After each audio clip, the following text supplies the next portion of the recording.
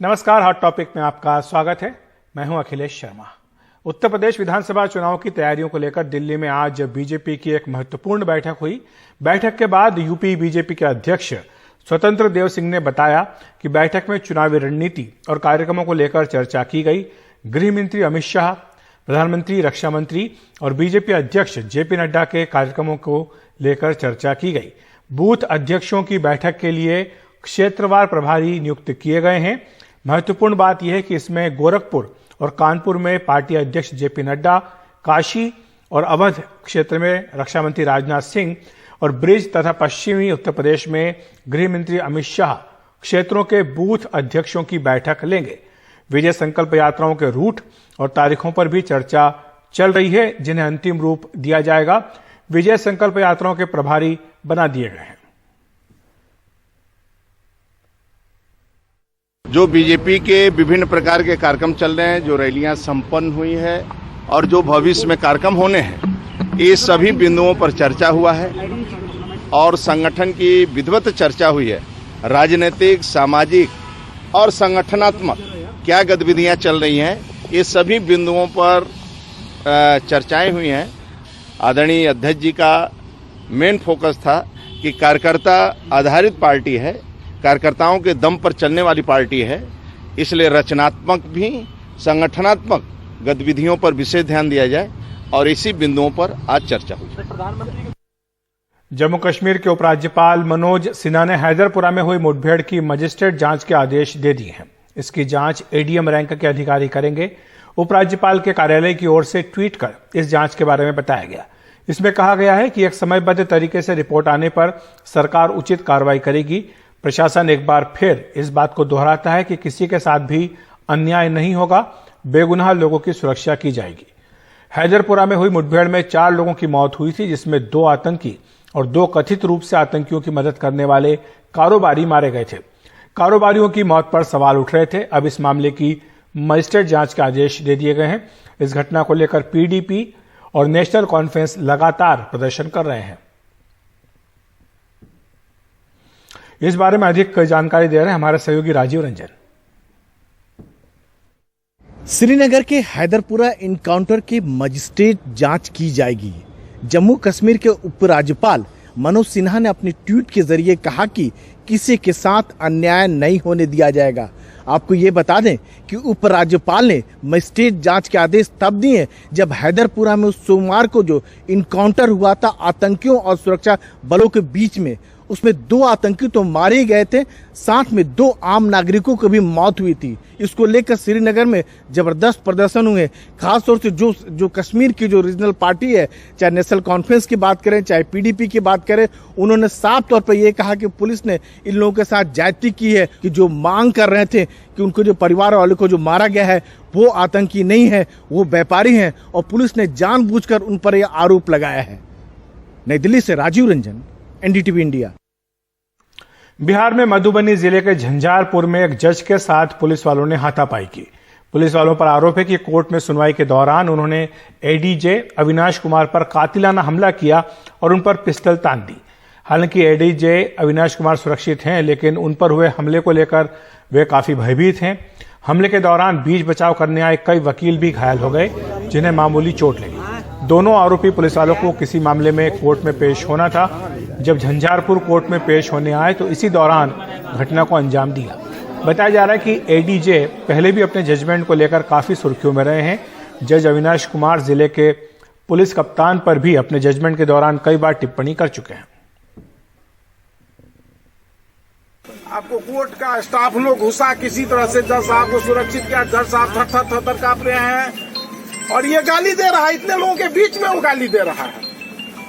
उसके बाद फिर पुलिस जो यहाँ रहती है वो लोग आया, पुलिस आई, जज साहब को सुरक्षित किया गया। फिर डीएसपी साहब आए, पुलिस बल आए, थाना के लोग आए। हम लोगों का डिमांड है कि हम समझते हैं कि अब तो हम लोग अपराधी से सुरक्षा मांगते थे, अब तो हम लोगों को पुलिस से सुरक्षा अपनी मांगनी पड़ेगी। हम लोगों को पुलिस से बताया अभी कार्रवाई क्या होगी वो जज साहब लोग कर रहे हैं, प्राथमिकी दर्ज होगी। और हम लोग मांग करते हैं कि इस एसपी को इस मामले का मुद्दा बनाया जाए, इस दोनों थाना प्रभारी और उसके साथ जो अभिमन्यु कुमार है उसके सहित इस एसपी की गिरफ्तारी हो। पूरे बिहार के न्यायिक व्यवस्था को मजबूत सुरक्षा व्यवस्था मिले और जब तक ऐसा नहीं होगा तो झंझारपुर सहित हम लोग प्रयास करेंगे कि पूरे बिहार के न्यायिक कार्य को हम लोग बंद करेंगे। यदि इस एसपी को इसमें मुद्दा बना के गिरफ्तार नहीं किया गया तो हम समझते हैं कि जब हम लोग स्वयं को अपने पदाधिकारी को न्याय नहीं दिला सकते हैं तो हम लोग को न्यायिक व्यवस्था में रहने का कोई नैतिक अधिकार नहीं है।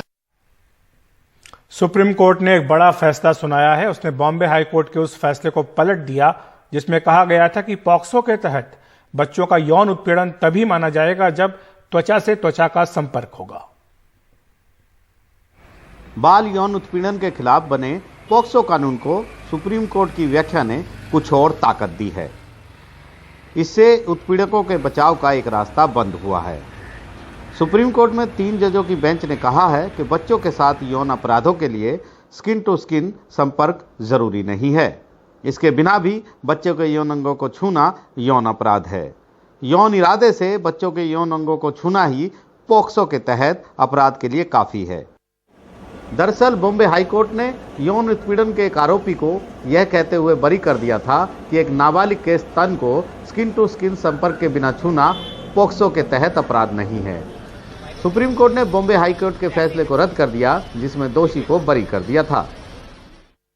अदालत ने कहा पॉक्सो का उद्देश्य बच्चों को यौन शोषण से बचाना है। ऐसी संकीर्ण व्याख्या हानिकारक होगी।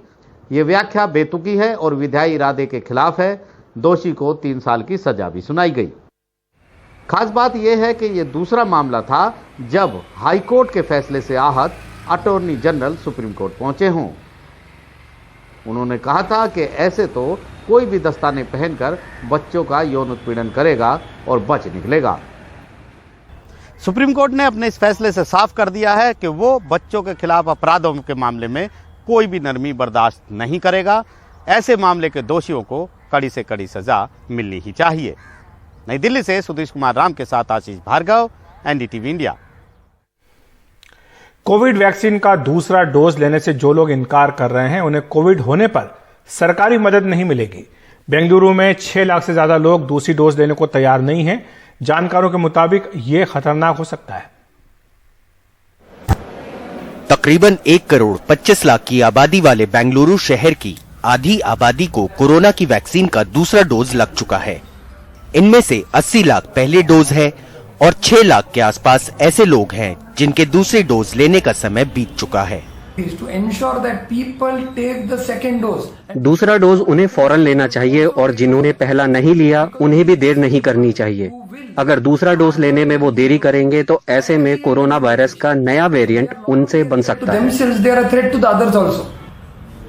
डेल्टा और AY 4.2 वेरिएंट से जूझ रहे डॉक्टर्स और वैज्ञानिक लोगों को समझाने की कोशिश कर रहे हैं कि वैक्सीन की दूसरी डोज ना लेकर वो लोग न सिर्फ अपने बल्कि दूसरों के लिए भी खतरा बढ़ा रहे हैं।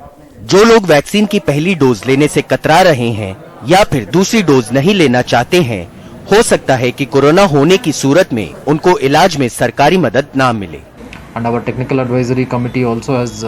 तकनीकी एडवाइजरी समिति ने सुझाव दिया है कि जो लोग वैक्सीन लेने से इनकार कर रहे हैं उन्हें कोविड होने की सूरत में सरकारी मदद नहीं दी जाए। इस प्रस्ताव पर हम गंभीर हैं। Government will shortly take a call on that.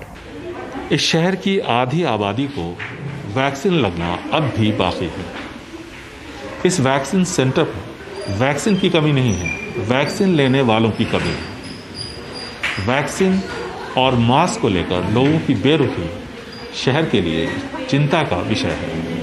Camera person Govind मूर्ति के साथ निहाल खिदवई, एनडीटीवी इंडिया।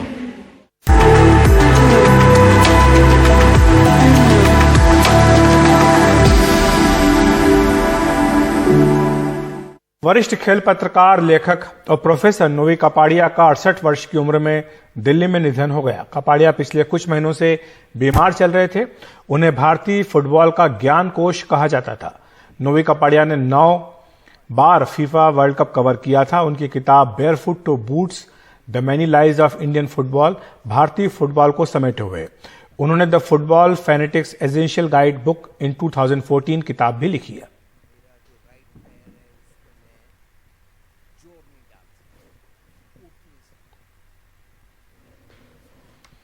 तो हॉट टॉपिक में इतना ही। देखते रहिए NDTV इंडिया।